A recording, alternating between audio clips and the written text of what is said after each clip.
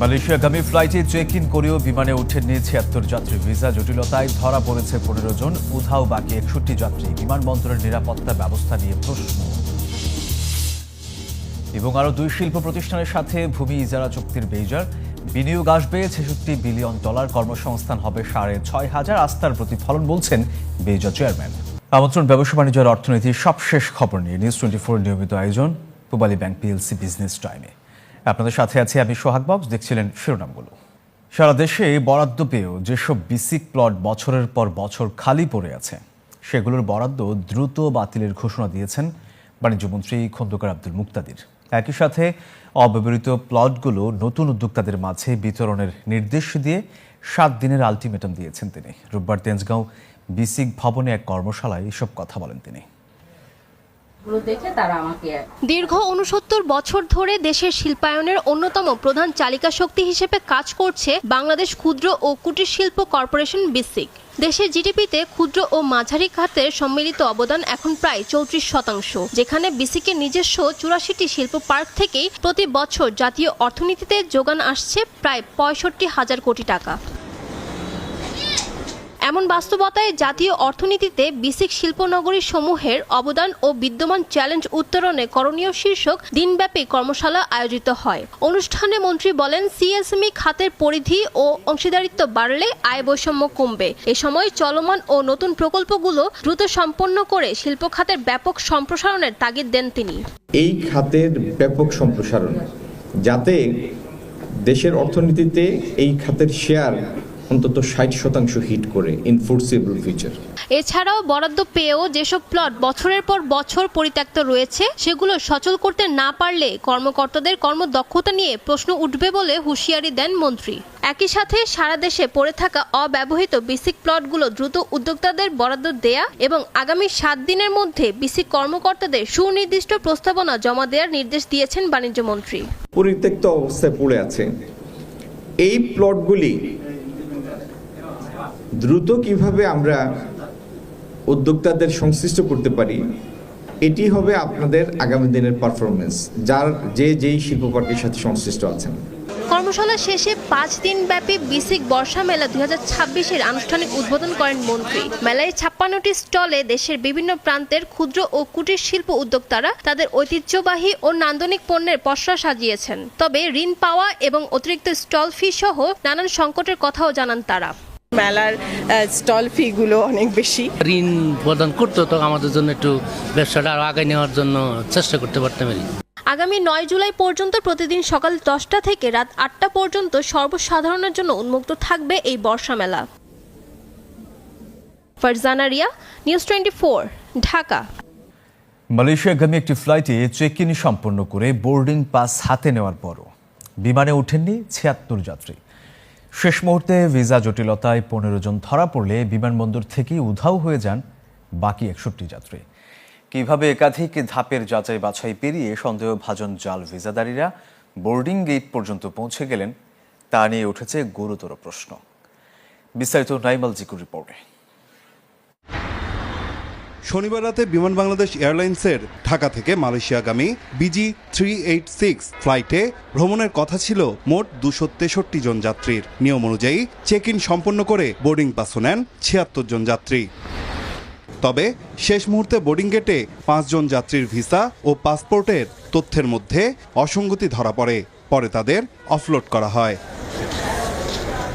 বিমানবন্দর কর্তৃপক্ষ বলছে, এর আগেই ইমিগ্রেশন কর্তৃপক্ষ আরও 10 জন যাত্রীকে ভিসা জটিলতার কারণে বিদেশ যাত্রার অনুমতি দেয়নি। আর এই তথ্য ছড়িয়ে পড়ার পর বিমানবন্দর থেকে একে একে সরে পড়েন বাকি যাত্রীরা। শেষ পর্যন্ত বোর্ডিং পাস হাতে থাকা ৭৬ জন যাত্রীর কেউই বিমানে আর ওঠেননি। এটা অকেশনালি হচ্ছে, এরকম অনেক সময় ইমিগ্রেশন ক্রস করছে, ইমিগ্রেশনের পুলিশ এরা ইনিশিয়াল ভেরিফিকেশন করার পর তারপর তারা তদারকিতে থাকে। এছাড়াও আমাদের অন্যান্য গোয়েন্দা সংস্থা তারাও তদারকিতে থাকে।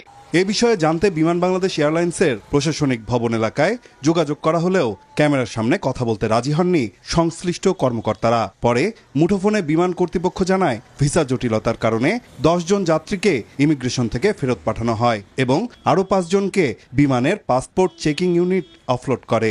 পাসপোর্ট চেকিং ইউনিট যখন দেখছে তাদের পাসপোর্টের সমস্যা আছে, তাদেরকে উঠতে দেয়নি। ওটাই 5 জন অফলোড। ইমিগ্রেশন হচ্ছে কি 10 জনকে ধরছে, তারাও আর উঠতে পারেনি, আর 61 জন হয়েছে নো শো। পুরো ঘটনার তদন্ত এবং ভিসা যাচাই প্রক্রিয়ায় কোনো ধরনের গাফিলতি ছিল কিনা তা খতিয়ে দেখার দাবি জানিয়েছেন সংশ্লিষ্টরা। নাইন আলচিকো, নিউজ 24, ঢাকা। দেশের শিল্পায়ন ও বিনিয়োগ সম্প্রসারণের ধারাবাহিকতায় জাতীয় বিশেষ অর্থনৈতিক অঞ্চলে আরও 2টি শিল্প প্রতিষ্ঠানের সঙ্গে ভূমি ইজারা চুক্তি করেছে বাংলাদেশ অর্থনৈতিক অঞ্চল কর্তৃপক্ষ বেজা। রোববার বেজার সম্মেলন কক্ষে গোল্ডেন অয়েল মিলস লিমিটেড এবং ডেল্টা এপিআই লিমিটেডের সঙ্গে এই চুক্তিগুলো স্বাক্ষরিত হয়। প্রতিষ্ঠান দুটি 62 একর জমিতে প্রায় 66 মিলিয়ন মার্কিন ডলার বিনিয়োগ করবে, যেখানে কর্মসংস্থান তৈরি হবে প্রায় 6,500 মানুষের। সভায় বেজার নির্বাহী চেয়ারম্যান চৌধুরী আশিক মাহমুদ বলেন, নতুন এই বিনিয়োগ বাংলাদেশের প্রতি বিনিয়োগকারীদের আস্থার প্রতিফলন। তিনি জানান, বিনিয়োগকারীদের দ্রুত শিল্প স্থাপন, উৎপাদন শুরু এবং রপ্তানিমুখী শিল্প বিকাশে প্রয়োজনীয় সব ধরনের সহায়তা দিচ্ছে বেজা। সিকিউরিটি নিয়ে একটা ইস্যু আছে, আর হচ্ছে আমাদের যে যারা ওখানে কাজ করবেন শ্রমিকদের আবাসন নিয়ে একটা ইস্যুর কথা বলেছেন। আমরা সবাই মিলে একসাথে এই সমস্যাটা সমাধান করার চেষ্টা করছি। আমাদের মূল উদ্দেশ্য হচ্ছে আমাদের দেশে কর্মসংস্থান সৃষ্টি করা এবং একই সাথে বিনিয়োগ যাতে আরও সহজ হয় আমাদের প্রাইভেট সেক্টরের জন্য, সেই ব্যাপারে একটু চেষ্টা করা। গুলিস্তানে চাঁদাবাজ, দখলবাজ ও সন্ত্রাস প্রতিরোধ কমিটির উদ্যোগে বিক্ষোভ সমাবেশ ও প্রতিবাদ মিছিল করেছেন ব্যবসায়ীরা। শনিবার সকালে বাইতুল মোকাররম উত্তর গেটে বিক্ষোভ মিছিলে অংশ নেন গুলিস্তান বাইতুল মোকাররম মসজিদ মার্কেট, স্টেডিয়াম মার্কেটের ব্যবসায়ী ও দোকান কর্মচারীরা। বক্তারা বলেন, সন্ত্রাস, দখলবাজ, চাঁদাবাজদের অত্যাচারে গুলিস্তানের ব্যবসায়ীরা অতিষ্ঠ হয়ে এই প্রতিবাদ মিছিলের আয়োজন করে। মিছিল শুরুর প্রস্তুতিকালেও চাঁদাবাজ সন্ত্রাসীরা ব্যবসায়ীদের উপর হামলা চালায় বলে অভিযোগ তাদের। ভিডিও ফুটেজ দেখে তাদেরকে চিহ্নিত করে তাদের আইনের আওতায় যদি না নিয়ে আসা হয়, তাহলে আমরা ঢাকাবাসী সহ 18 কোটি মানুষকে সাথে নিয়ে আমরা চাঁদাবাজকে কিভাবে নিয়ন্ত্রণ করতে হয় এটা আমাদের জানা আছে। দাম কম হওয়ায় বিপাকে জয়পুরহাটের মরিচ চাষিরা। তারা বলছেন, ক্ষেত থেকে মরিচ তুলতেই খরচ হয়ে যায় কেজি প্রতি 20 টাকার মতো, আর বাজারে মেলে তার চেয়েও কম। সব মিলিয়ে চরম লোকসান গুনতে হচ্ছে তাদের। এদিকে কৃষি বিভাগ বলছে, চাহিদা বাড়লে দামও বাড়বে। আলমগীর চৌধুরীর তথ্য ও ছবিতে ডেস্ক রিপোর্ট। আলুর লোকসান কাটিয়ে ওঠার আশায় এবার ব্যাপক হারে মরিচের চাষ করেছেন জয়পুরহাটের চাষিরা। এখন দাম কম হওয়ায় বিপাকে পড়েছেন তারা। এপ্রিলের শুরুতেই মরিচ চাষ শুরু করেন চাষিরা। জেলার বিভিন্ন স্থানে ফলানো হয়েছে বাম্পার। প্রতিদিনই চট্টগ্রাম সহ দেশের বিভিন্ন জেলায় যাচ্ছে 8 থেকে 10 ট্রাক মরিচ। চাষিরা বলছেন, বিঘা প্রতি 50 থেকে 60 হাজার টাকা খরচ হয়েছে। ফলন ভালো হলেও এখন কাঙ্ক্ষিত দাম না পেয়ে হতাশ তারা। চিটাং যে আজকে বিক্রি হইতেছে আপনার 25 টাকা, আমাদের প্রতি কেজির উপরে 7 থেকে 8 টাকা লোকসান হচ্ছে। মরিচ কিনা হচ্ছে 20 টাকা, বিক্রি হচ্ছে 22 টাকা 25 টাকা, কিন্তু কেজির উপর 10 টাকা খরচা আছে। সমস্ত দিন ঝালের বাড়িতে পড়ে থাকি আমরা। এইভাবে যদি আমরা ঝালও তো মার খাই, তাহলে কৃষক আমরা কিভাবে বাঁচবো? 1 বিঘা মাটিতে মনে করেন নিম্ন 50-60 হাজার টাকা খরচা পড়ে, তাহলে আমরা নিজে খরচার টাকাটাই তুলতে পারতেছি না, তাহলে আমাকে দিন পর যাবে কি হালে। শুধু কৃষকই নয়, লোকসানে স্থানীয় ব্যবসায়ীরাও। জেলার এই কৃষি কর্মকর্তা জানালেন, চাহিদা বাড়লে দামও বৃদ্ধি পাবে। ফলন আলহামদুলিল্লাহ ভালো, 12 টন পার হেক্টর হিসেবে আমরা ফলন পাচ্ছি। তবে সাপ্লাই বেশি হওয়ার কারণে আমাদের দামটা একটু বর্তমানে পড়তির দিকে, বাট আমরা আশা করতেছি যে সময়ের সাথে সাথে দাম বৃদ্ধি পাবে এবং কৃষকরা লাভবান হবে। জেলাটিতে এবার 300 হেক্টর জমিতে মরিচের চাষ হয়েছে, লক্ষ্যমাত্রা প্রায় 4000 টন।